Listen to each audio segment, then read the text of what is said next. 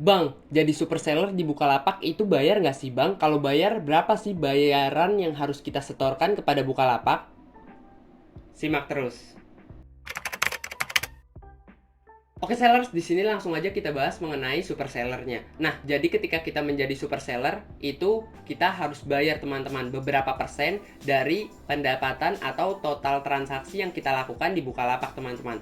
Nah, umumnya di Bukalapak ketika kita jadi super seller itu akan dikenakan biaya sekitar 1% sampai 1,5% teman-teman. Dan ada beberapa kategori produk atau barang atau subkategorinya yang memang dikenakan 1% ataupun 1,5% teman-teman. Nah, saya akan bahas yang 1,5% dulu ya. Oke sellers, untuk biaya super seller yang 1,5% ini dikenakan pada produk-produk atau kategori produk tertentu teman-teman, seperti fashion wanita, fashion pria, fashion anak, motor, di kategori handphone, elektronik, dan masih banyak lagi yang lainnya. Saya akan tunjukkan datanya nih.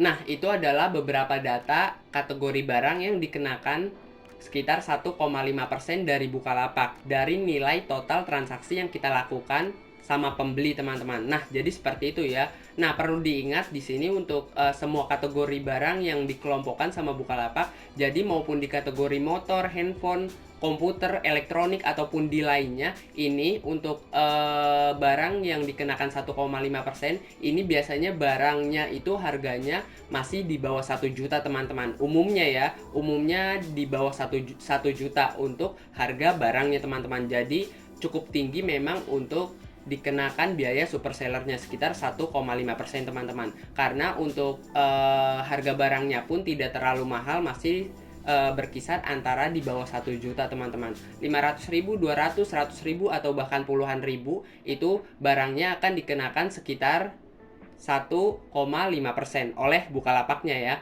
Oke, itu adalah beberapa kategori produk atau produk-produk yang dikenakan 1,5% oleh Bukalapak. Barang-barang yang memang harganya cukup rendah teman-teman. Oke, jadi kayak gitu ya.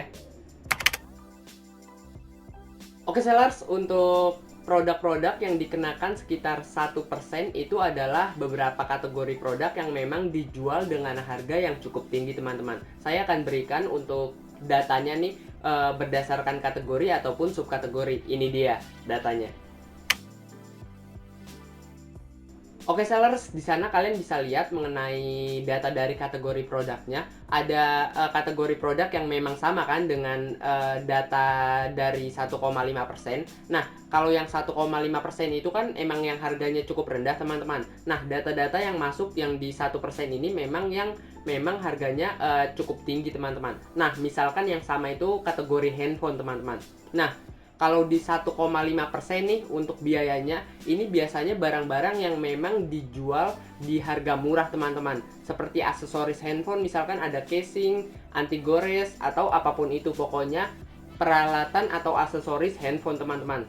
Nah, sedangkan yang 1% ini biasanya produk-produk yang mahal teman-teman. Biasanya handphonenya langsung atau memang barang-barang yang cukup mahal pokoknya teman-teman. Biasanya memang handphone teman-teman. Contohnya kamera. Nah, kalau kamera ini biasanya aksesoris-aksesoris yang murah yang dijual di 1,5% teman-teman. Sedangkan yang 1% itu biasanya kameranya langsung yang dijual di sini ataupun aksesoris kamera yang memang dijualnya mahal teman-teman. Jadi perbedaan antara 1,5% untuk biayanya ataupun 1% ini tergantung selisih harganya ya. Kalau yang 1,5% ini biasanya produknya lebih murah, sedangkan yang 1% ini biasanya agak sedikit mahal teman-teman. Jadi biar adil aja untuk kena pengenaan atau potongan biayanya teman-teman di semua subkategori.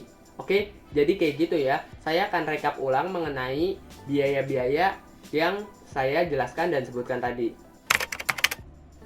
Oke sellers, untuk biaya pertama tadi adalah 1,5% ya, yaitu pada barang-barang yang murah teman-teman. Seperti kategori elektronik, fashion anak, fashion wanita, fashion baju, dan yang lainnya. Pokoknya barang-barang yang di sini kebanyakan itu perlengkapannya atau aksesorisnya teman-teman. Barang-barang yang memang harganya di bawah 1 juta ataupun yang tergolong murah teman-teman. Sedangkan yang 1% ini adalah barang-barang yang harganya cukup tinggi teman-teman. Seperti misalkan HP-nya langsung atau jual motornya yang sekitar 20 juta atau berapapun itu yang harganya cukup mahal teman-teman. Ataupun beberapa produk mahal lainnya. Oke sellers, itu adalah biaya yang akan kalian tanggung jika kalian menjadi super seller teman-teman. Nah, saya ada pertanyaan nih untuk kalian. Kalau kalian jual barang apa nih? Dan subkategori apa nih?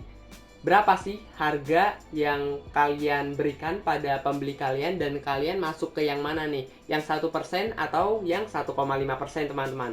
Jawab ya di komentar untuk pertanyaan tersebut. Oke, sekian dari saya Ahmad Hidayat. Terima kasih. Mantap. Oke.